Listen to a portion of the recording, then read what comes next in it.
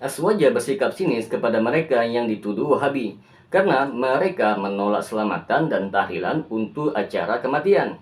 Bismillahirrahmanirrahim. Assalamualaikum, berjumpa lagi dengan saya Rio Mledi. Pada episode kali ini kita akan membahas tentang selamatan atau kenduri arwah dan tahlilan. Selamatan 3 hari, 7 hari, 40 hari, 100 hari, dan 1000 hari setelah kematian seseorang ini telah menjadi sebuah tradisi yang dianggap bagian dari syariat yang oleh masyarakat Jawa disebut niga hari, nuju hari, matang puluh hari, nyatus hari, pendak atau nyewu, dan seterusnya. Mereka tidak mengetahui bahwa budaya tersebut adalah warisan Hindu dan tidak ada satupun dalil yang memerintahkan hal tersebut. Maka tatkala dakwah salafiyah menentang ritual tersebut, maka secara otomatis akan dituduh sesat dan pengikut Wahabi. Mereka mengklaim apa yang dilakukan adalah suatu kebaikan untuk mendoakan mayit dengan kalimat tahlil. Teman-teman sekalian, Aswaja juga beranggapan bahwa kenduri arwah atau selamatan dan tahlilan adalah untuk menghibur keluarga mayit yang sedang tertimpa musibah dengan cara mengirim pahala kepada mayit.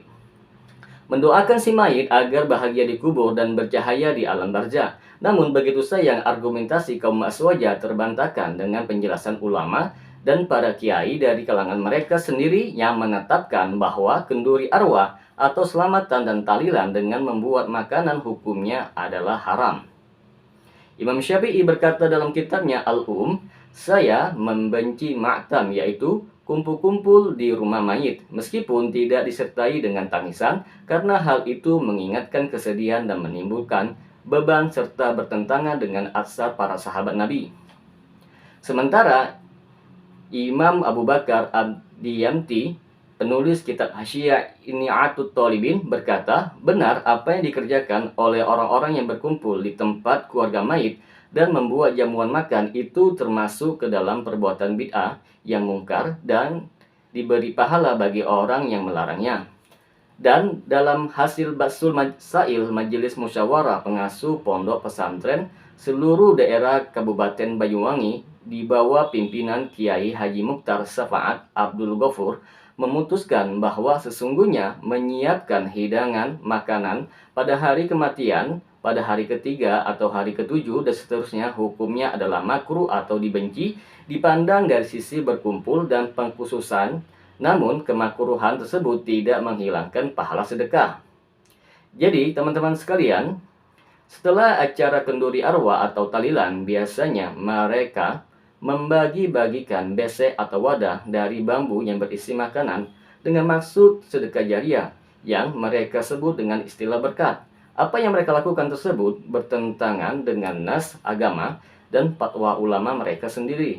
Padahal tindakan yang disunahkan ialah para tetangga membuat makanan yang bisa mencukupi kebutuhan keluarga yang sedang dalam musibah. Itu berdasarkan hadis Abdullah bin Ja'far yang diriwayatkan oleh Al-Imam Ahmad bin Hambal dalam kitab Musnadnya, Imam Abu Dawud dalam kitab Sunannya, Imam Tirmizi dalam kitab Sunannya, dan Imam Ibnu Majah dalam kitab Musnadnya. Ia berkata bahwa ketika berita kematian Ja'far bin Abi Thalib telah tersebar, maka Nabi bersabda, buatkanlah bagi keluarga Ja'far makanan karena mereka ditimpa perkara yang menyibukkan mereka.